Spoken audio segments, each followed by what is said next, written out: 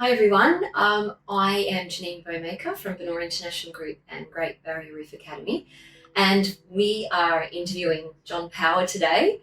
John, my God, we've known each other for a very, very long time. Janine, yes, I think since 2003. I originally brought Kawaii students across to Terrific. in the Gold Coast. Yeah. And how long have you been teaching ESL? Oh, I don't want to say. It's 30 years this year. Why don't you want to say that? That's brilliant. I've been doing this for 25 years, so it's okay. I feel old. Yeah, 30 years, but I still love it. Absolutely love it. That's terrific. What do you like about teaching ESL? I was a language student myself. I didn't know that. Yes, I was. So I did study French in high school in Australia and learnt nothing. I went to Japan in 1990 on a holiday, and I fell in love with the country, so I decided to stay. And to stay, I thought I need to learn the language. So I became a full-time language student. I did that for almost 2 years.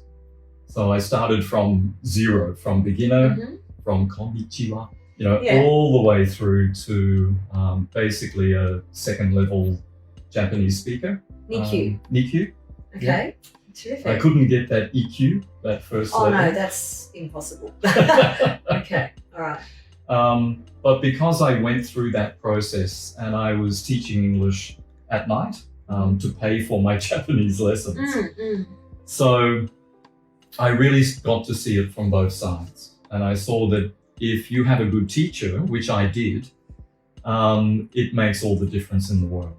And I could see from my teachers that you needed to have some energy, you needed to be passionate about it, you really needed to love that you were involving your students and getting them to a certain level and hitting their needs. Caring about the outcome. Caring about the outcome, absolutely.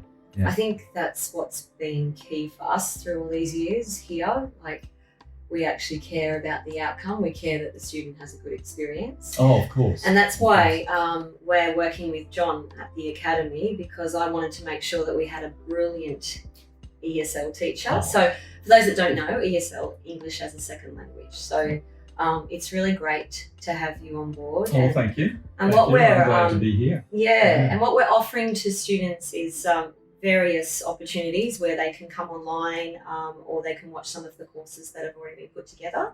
So I'm really excited about some of the opportunities. So John, could you share a couple of experiences that you've had during teaching that maybe stand out to you, an achievement or? Absolutely. There's one in particular. I was teaching in a classroom environment, and I had two students in the class. One was from Taiwan and the other from Korea.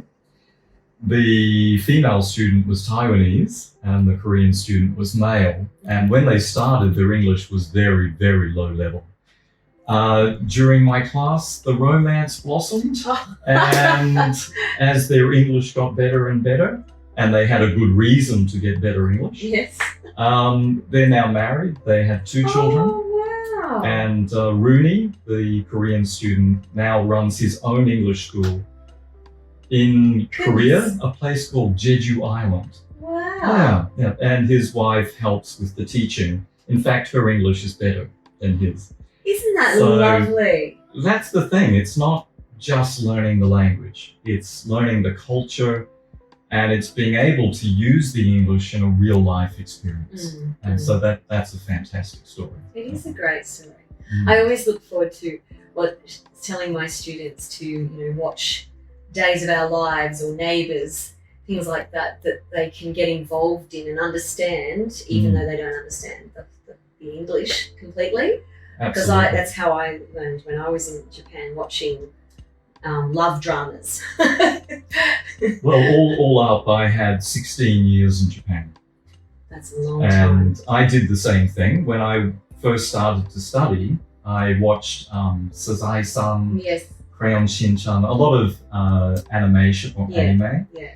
And I used karaoke to yes. learn the pronunciation and to learn the katakana. I think I know many Japanese people who have learned English through karaoke. Absolutely. And any students out there, lyrics.com is a fantastic site. lyricstraining.com. Okay. Listen to songs.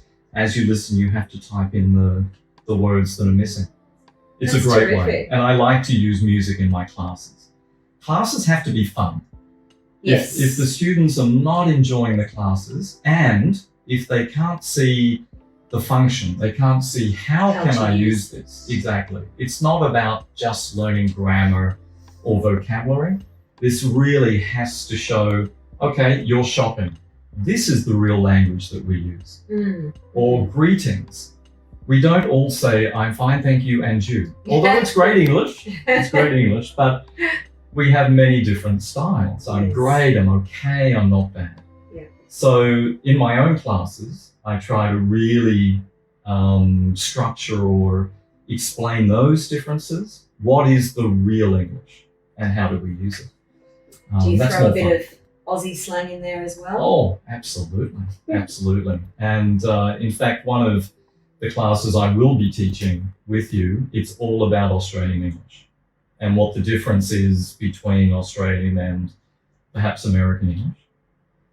Oh, and there are so many differences. My friends from America are always asking me to say some certain Australian words with I my think it's accent. cute. Yeah, absolutely. And there's a benefit, I think, of learning Australian English. And that is that we have British English as our base, but most of our media is American English. So we're somewhere in the middle. And I think students actually realize that it's a little bit like American, it's a little bit like British, and we don't care in Australia. If you spell colour, C-O-L-O-R or C-O-L-O-U-R, we're fine. Yeah. And it's no problem. So there are benefits for studying Australian English. I often explain to the students from Kansai that Australian English is like Kansai. Kansai Ben. And they're like, oh, okay, I get that. That's great. Well, I lived in Hamamatsu, Okay. and the accent there compared to Kansai, absolutely quite different. And we had that difference in English. Yeah. Cool. So, if you're thinking about learning English or you'd like to improve your English language skills, we'd love to hear from you. You can contact John.